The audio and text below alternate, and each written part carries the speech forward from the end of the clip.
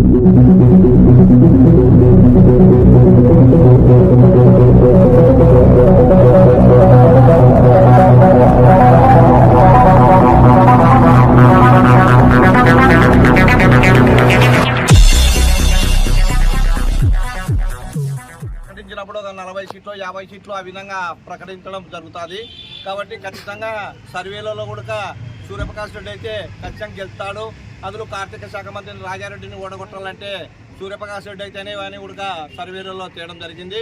ఖచ్చితంగా కే ప్రభాకర్ కానీ ఖచ్చితంగా డోన్కి వచ్చి మేము డోన్లో ఈయనని ఖచ్చితంగా సూర్యప్రకాష్ రెడ్డిని గెలిపించుకుంటామని కూడా మాకు చెప్పడం జరుగుతూ ఉంది. మొన్న సుజాతమ్మ మేడం కూడా మీ పెద్ద ఆయననే వస్తాడని కూడా మేడం కూడా చెప్పడం జరిగింది. సూర్యప్రకాష్ రెడ్డి కూడా మాకు ఖచ్చితంగా మా కార్యకర్తలకు కూడా గట్టిగా భరోసా ఇస్తున్నాడు. మేము ఖచ్చితంగా డోన్కి వచ్చే తీరుతాము, డోన్లో గెలిచే తీరుతాము, రాజారెడ్డిని ఓడగొట్టే తీరుతామని చెప్పి ఇక్కడ ఉండే ఇన్ఛార్జ్ అంటే మామూలు ఇన్ఛార్జీలు ఎంతో మందిని మారుతున్నారు. ధర్మవరంలో కూడా ఇన్ఛార్జిని మార్చినారు, నంద్యాలలో ఇన్ఛార్జి మార్చినారు, ఎన్నో చోట్ల కూడా 2 పార్టీలు కూడా ఇన్ఛార్జిని మార్చడం జరుగుతుంది. మా గుమ్మనూరులో జయరాముని మంత్రిని తీసేసి గడ్డ పెట్టడం జరిగింది. కోడుమూరు ఎమ్మెల్యేని తీసేసి కొత్త క్యాండిడేట్ని పెట్టినారు. నందికొట్టుకూరులో కొత్త క్యాండిడేట్ పెట్టినారు. ఎమ్మనూరులో 3 మాటలు గెలిచిన సనకేశ్వర రెడ్డిని కూడా తీసి బుట్టారేయడం జరిగింది. కాబట్టి ఈయన ఇన్ఛార్జ్ ఉన్నాడు. సుబ్బారెడ్డి 2 సంవత్సరాల నుండి ఇన్ఛార్జ్ ఉన్నాడు. కాబట్టి ఆయననే క్యాండిడేట్ అనుకోవడము, ఆయన నేను అభ్యర్థి అని చెప్పుకోవడము అది మహా నేరం అది. కాబట్టి ఇక్కడ బలంగా కోట్ల వర్గము కే వర్గము ఎంతో క్యాడర్ ఉంది. ఆ క్యాడర్ని ఎక్కడ కొని అతని కలగప్పుకొని పోవడం లేదు. కలగప్పుకొని పోకపోవడంలో సర్వేలలో ఏం జరుగుతుంది, సర్వేలలో సుబ్బారెడ్డి అయితే గెలిచలేడు. ఖచ్చితంగా కే కుటుంబం కానీ కోట్ల కుటుంబం కానీ అయితే గెలుస్తుందని సర్వేలలో రిపోర్ట్ రావడం జరిగింది. కే ప్రభాకర్ కానీ సూర్యప్రకాష్ రెడ్డి కానీ అంటే ఒక కుటుంబానికి ఒక సీట్ అని నిన్న కూడా టీవీ ఛానళ్ళలో రావడం జరిగింది. కాబట్టి ఖచ్చితంగా సూర్యప్రకాష్ రెడ్డి సార్కి బీసీలకు ఎంపీది ఇచ్చిన దానికి బీసీలు అయితే ఎంపీది ఇస్తాము, కాబట్టి నువ్వు ఎమ్మెల్యేగా పోని ఆయనకి నచ్చ చెప్పడం జరిగింది చంద్రబాబు నాయుడు గారు. కాబట్టి దీనికి డోన్కి రావాలని కూడా ఆ కుటుంబం డిసైడ్ అయినారు. ఖచ్చితంగా 100కి 100 భాగాలు జరిగేది కూడా సూర్యప్రకాష్ రెడ్డి వస్తాడని కే కృష్ణమూర్తి పెద్ద ఆయన వాళ్ళంతా కూడా మాకు చెప్పడం జరిగింది. ఖచ్చితంగా ఏది ఏమైనా కూడా ఇక్కడ వచ్చేది సూర్యప్రకాష్ రెడ్డి, గెలిచేది సూర్యప్రకాష్ రెడ్డి అని కూడా మాకు నమ్మకం ఉంది. ఖచ్చితంగా ఆయన పెద్ద ఆయన వస్తాడనే నమ్మకం మాలో ఉంది. ఇది ఒక్కరు వచ్చి ప్రకటించనీకి రాదది. దీనికంటే ఒక పద్ధతి అనేది ఉంది, హైకమాండ్ ఉంది, చంద్రబాబు నాయుడు ఉన్నాడు, పార్టీ అధ్యక్షుడు అచ్చెన్నాయుడు గారు ఉన్నారు.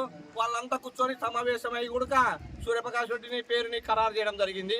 ఖచ్చితంగా ఇది పేపర్కి వచ్చినప్పుడు 40 సీట్ల 50 సీట్లు ఆ విధంగా వదిలిపెడతారు. కానీ ఈయన క్యాండిడేట్ అంతకంతనే పెద్ద ఆయన చెప్పనిక రాదు. కాబట్టి ఖచ్చితంగా అక్కడ ప్రకటించిన తర్వాత ఆఫీస్ ఓపెనింగ్ చేసినప్పుడు 10,000 మందితో డోన్లో ఆఫీస్ ఓపెనింగ్ చేయాలని కూడా మేమంతా కూడా నిర్ణయించుకోవడం జరిగింది. కోట్ల వర్గము కే వర్గం కూడా.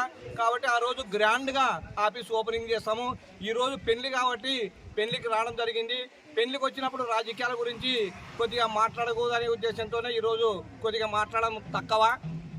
అదే మేము ఇంటికాటి పోయినప్పుడు మాకు గట్టిగా హామీ ఇచ్చినాడు, ఏదేమైనా కూడా మన పార్టీ గెలిపించుకోవాలా, మన చంద్రబాబు నాయుడిని మన ముఖ్యమంత్రిగా చేయాలనే ఉద్దేశంతోనే వాళ్ళు ఏ కుటుంబము కోట్ల కుటుంబం ఉన్నారు.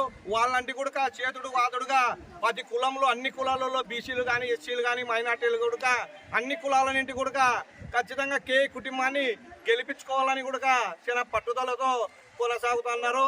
ఖచ్చితంగా ఇప్పుడు ఉండే ఇన్ఛార్జి కనుకైతే కనుక ఎక్కడ కూడా గల్లంత అయిపోతాడు. ఆయన ఎక్కడ గెలిచే అవకాశాలు కూడా సుబ్బారెడ్డికి లేవని కూడా 5 సర్వేలు చేసింటే కూడా సర్వేలలో కూడా తేలిపోయింది. అందులో ఈయన కూడా కాంగ్రెస్ వాళ్ళ వైఎస్ఆర్ వాళ్ళతో కుమ్మక్కోవడము, ఆయన వ్యాపారాలు మంచి చెడ్డ, ఆయన బార్లు అంట, ఆయన కంకర్ మిషన్లు జిందాల్ మిషన్లు అన్నీ కూడా రాజారెడ్డి కూడా సుబ్బారెడ్డిని ఎక్కడ కానీ ఇబ్బంది పెట్టలేదు. వాళ్ళ కుటుంబ సభ్యులంతా జిందాల్కి రాయిదోలి ఆ పార్టీలో ఉండే వాళ్ళతో అందరితో కుమ్మక్కు అనుబంధ సంబంధాలు ఉన్నాయి వాళ్ళకి. కాబట్టి సర్వేలలో కూడా మనం బీఫారం ఇచ్చినా కూడా సుబ్బారెడ్డి లొంగిపోతాడనే ఉద్దేశంతోన అది కూడా పార్టీ సర్వేలలో కూడా తేలడం జరిగింది.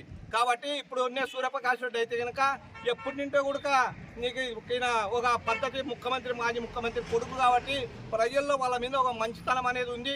ఖచ్చితంగా సూర్యప్రకాష్ రెడ్డి అయితే కనుక ఖచ్చితంగా ప్రతి కార్యకర్త కూడా సంపాదించి ఓట్లు సంపాదించి ప్రతి గ్రామంలో కూడా నీ మెజార్టీ 100 నుండి 50 ఓట్లు 150 ఓట్లు చిన్న పల్లెటూర్లలో కూడా మెజార్టీ వచ్చే అవకాశం ఉంది. కాబట్టి ఖచ్చితంగా మా చంద్రబాబు నాయుడికి మేము దయచేసి మొక్కి చెప్పేదేమంటే మా కోరిక అంతా కూడా సూర్యప్రకాష్ రెడ్డి రావాలా.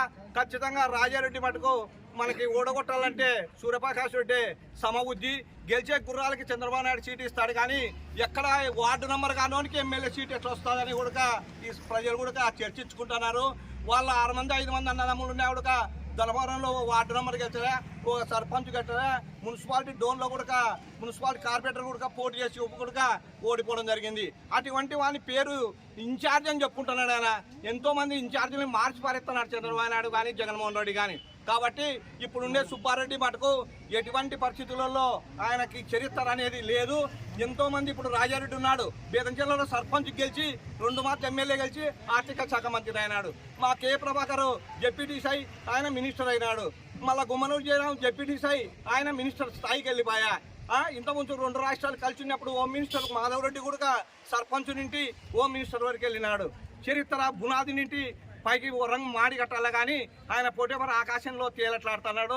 ఆకాశంలో గాలిపోయి పారిపోతుందే. పార్టీలో మమ్మల్ని నన్ని కేసులను సస్పెండ్ చేయడం జరిగింది. ఆయన మమ్మల్ని పార్టీలో సస్పెండ్ చేయించినాడు. పార్టీలో నుండి పారిపోయే వరకు వదిలిపెట్టమని కూడా ఈ సభాముఖంగా మేము చెప్తున్నాము. పార్టీ వదిలిపెట్టి పారిపోయే రోజులు దగ్గరకు వచ్చినాయి. ఈ పార్టీ నాకు వద్దని కానీ ఫస్ట్ గతంలో కాంగ్రెస్ పార్టీ నుండి వైఎస్ఆర్లో పోయినాడు. వైఎస్ఆర్ నుండి జిందాల్ రాయి తోలుకునిక దొంగ వ్యాపారాలు మైనింగ్లు చేయనిక కే ప్రతాప్ దగ్గరికి పంచన చేరినాడు. మళ్ళా ఈ తెలుగుదేశం పార్టీని వదిలిపెట్టి పారిపోయే వరకు వదిలిపెట్టమని కూడా ఈ సభాముఖంగా మిమ్మల్ని అందరినీ కోరుకొని సెలవు తీసుకుంటాం.